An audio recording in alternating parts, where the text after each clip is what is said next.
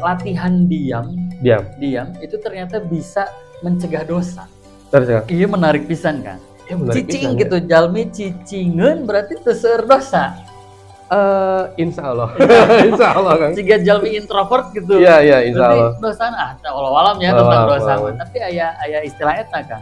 Latihan diam itu bisa mencegah dosa. Terus, ya. Mana kumaha? Nah iya Kang, biasa kumaha nuku orang dibahas mainan tadi Laras. kan sama aya keterangannya abi hilap di gitu ya, keterangan nanti mantan.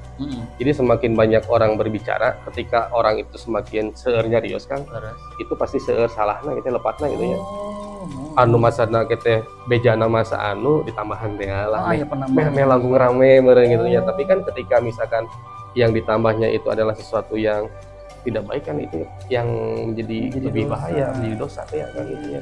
Karena emang leres misalkan awan dicarioskeun karena dosa ditambahan deui.